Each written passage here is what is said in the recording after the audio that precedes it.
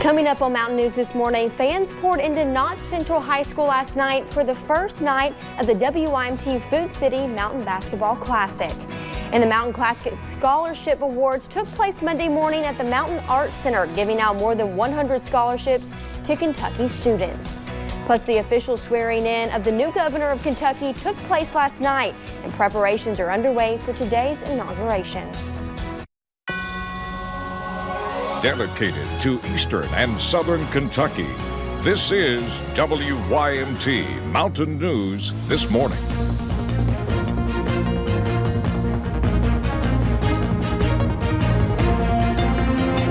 Good morning. The time is 4:59 on December 10th. I'm Madison Pergram, and thank you for joining us on Mountain News this morning. So if you're waking up, it's another rainy day outside. I hate to break it to you, but let's go to Brandon Robinson. Brandon, it's raining this morning. It is, and then it's going to change over to wintry precipitation as we get those temperatures down there already falling across parts of the state as that cold front rolls through. Let's take a look at our forecast this morning on Live Pinpoint Doppler radar.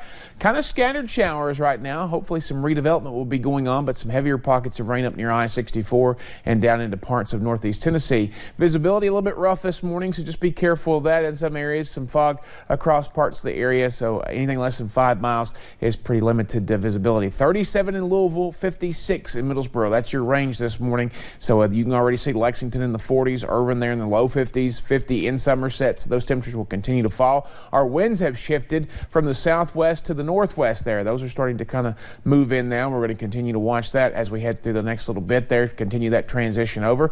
Out the door forecast, rain this morning, snow possible this afternoon, and temperatures will drop throughout the day and into the evening. We'll talk about the extended forecast coming up here in just a little bit. Madison. Thank you, Brandon. Well, fans poured into Knott Central High School last night for the first night of the WYMT Food City Mountain Basketball Classic presented by Kentucky Farm Bureau and sponsored by ARH. For 33 years, more than 2,000 academic scholarships have been given out. In 1998, Danielle Harville received one of the Mountain Classic scholarships, and now her daughter is playing on the same court she did 21 years ago. We've been doubly blessed by this event. One, because I received the scholarship, and the other, because my daughter's playing now in the same gym that all that happened. So it's a good little trip to memory lane. More than $4 million in scholarships have been given out. And the Mountain Classic Scholarship Awards took place Monday morning at the Mountain Arts Center. 114 community partner funded scholarships were awarded to students from all across the region. Those students also heard a message about purpose from Belfry football head coach Philip Haywood. Each scholarship is worth $1,000, and we'll take a more in-depth look at just how these scholarships impact the region in our 6 o'clock hour right here on Mountain News This Morning. And a man from Carter County has been missing for more than a day now. Kentucky State Police issued a golden alert for this man, Danny Carroll of Carter County, late Sunday night. He is 5'10", 220 pounds with green eyes. He was last seen wearing a blue button-up shirt, blue jeans, tennis shoes, and carrying a brown cane wrapped in duct tape. He was last seen leaving the Russell Convalescent Home on the corner of Boyd and Ferry Streets in Greenup County Sunday afternoon. Police believe he could be somewhere in Carter County around Grayson. He has family that lives in Grayson area of Carter County, and so that's where we've really focused our search. We believe he would try to go back home or in somewhere a familiar area like that. So we're trying to search that area and talk with him. Currently, we have troopers following up on leads, as we speak. Trooper King also went on to say, if you come into contact with him, even if you know how to get him back to where he needs to go, please call KSP so they can make sure he is safe.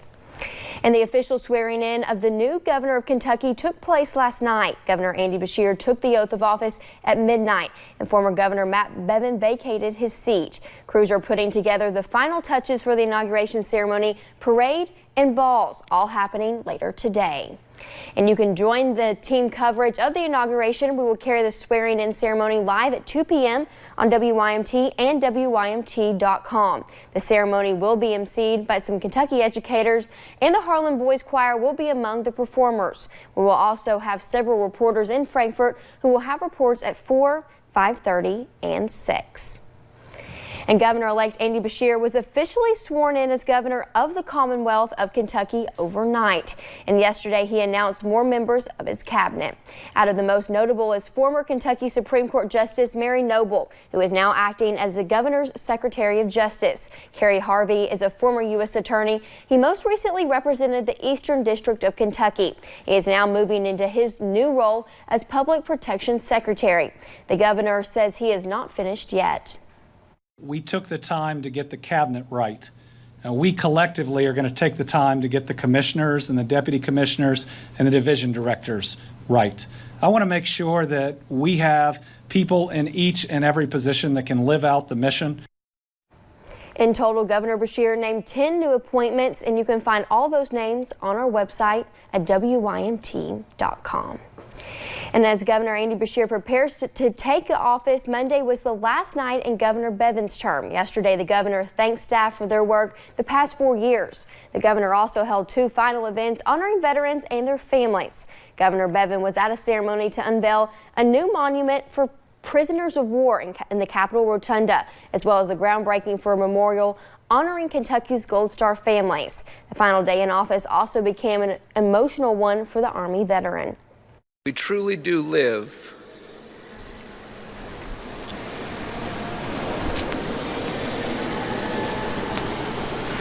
in the greatest nation. Governor Bevin says he does not have any plans to run for office at this time, but is not ruling it out. Right now, he says he's looking forward to being back in the private sector. And the U.S. Supreme Court rejected a challenge to a Kentucky abortion ultrasound law. The law requires a doctor, while performing a pre-abortion ultrasound, to describe the image and make the fetal heartbeat tone audible to a patient. Challengers say the rule violated the First Amendment and forced a patient to see the images if she didn't want to. Kentucky argued the law is, quote, simple and straightforward, calling it part of a, quote, informed consent process. Well, thank you for getting your day started with us here on Mountain News this morning. And later next year, lawmakers will consider a bill to give state employees a pay raise. We will break down the numbers straight ahead. The temps are dropping, and the rain we're seeing now will eventually change over to snow. I'll tell you when that might happen in about 3 minutes.